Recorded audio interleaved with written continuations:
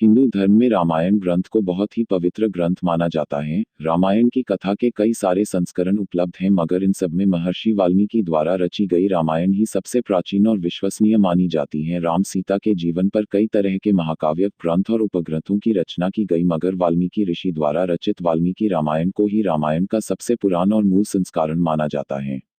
तो आज हम आपको रामायण से जुड़ी कुछ बातें बताने जा रहे हैं, तो आइए जानते हैं। कथा में वर्णन है कि वनवास से वापस अयोध्या आने के बाद श्री राम और सीता जी को पहली बार पता चलता है कि वे माता पिता बनने वाले हैं। सीता के गर्भवती होने की सूचना मिलने पर पूरे महल में खुशियों का माहौल फैल गया।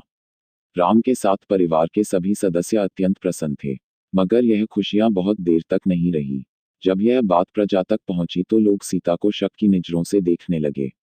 तब सीता ने स्वयं ही अयोध्या छोड़कर चले जाने का फैसला कर लिया। लक्ष्मण सीता को जंगल तक छोड़कर आए, जहां महर्षि वाल्मीकि उन्हें आकर ले गए। इस समय सीता जी गर्भवती थी, मगर प्रजा का ध्यान रखते हुए सीता ने एक आम सन्यासिन बनने का निर्णय लिया। कुछ महीने गुजरने के बाद सीता जी एक संतान को जन्म देने वाली थी। इस बीच ना उन्होंने अयोध्या के साथ किसी तरह कोई संपर्क साधने का प्रयास किया और ना ही वहां से वाल्मीकि आश्रम में कोई संदेश आया। कुछ दिन बीतने के बाद वाल्मीकि आश्रम में नन्हे बच्चे की किलकारी गूंज उठी। सीता ने एक सुंदर बालक को जन्म दिया। सीता जी द्वारा संतान को जन्म देने की घटना से संबंधित कई कहानियां प्रचलित हैं, मगर कथाओं के मुताबिक सीता ने एक साथ दो बालकों को जन्म दिया। महर्षि वाल्मीकि द्वारा रची रामायण में इसका उल्लेख नहीं मिलता है, ना ही इस बात को कोई प्रमाण दिया जाता है। जिस पुत्र को सीता ने जन्म दिया उसका नाम लव रखा गया। लव के जन्म के बाद सीता का अधिकतम समय उसके पालन पोषण में गुजरता। एक अन्य कथा के मुताबिक कुश के जन्म की अलग कहानी है। सीता एक दिन कुछ आवश्यक लकड़ियां लाने के लिए आश्रम से बाहर जाती हैं। उन्हें यह चिंता थी कि वह लव को कैसे लेकर जाएं। निकलते हुए उन्होंने वाल्मीकि से लव का ध्यान रखने को कहा। सिर हिलाते हुए जवाब में हाँ कहकर वाल्मीकि जी ने वल को उनके पास बैठाने के लिए कह दिया।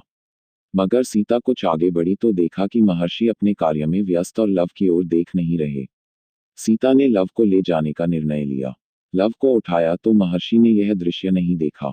कुछ देर बाद जब महर्षि ने इधर उधर देखा तो उन्हें लव दिखाई नहीं दिया और उन्हें भय हुआ कि लव कहीं चला गया होगा। वाल्मीकि चिंतित हो उठे। वाल्मीकि सोचने लगे कि सीता को वे क्या कहेंगे। सीता विलाप करने लगेगी। इसी भय के कारण वाल्मीकि ने पास में पड़े कुशा को लिया और कुछ मंत्र पढ़ने के बाद कई नया लव बना दिया। यह लव हूबहू पहले जैसे लव की तरह ही था। महर्षि ने सोचा सीता के आने पर वह लव को लौटा देंगे।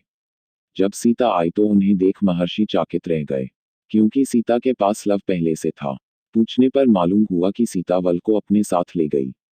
नए लव को देखने के बाद सीता अत्यंत प्रसन्न हुई। कुशा के कारण जन्म होने की वजह से उसका नाम कुश रखा गया और वह श्रीराम और सीता की दूसरी संतान के रूप में जाना गया।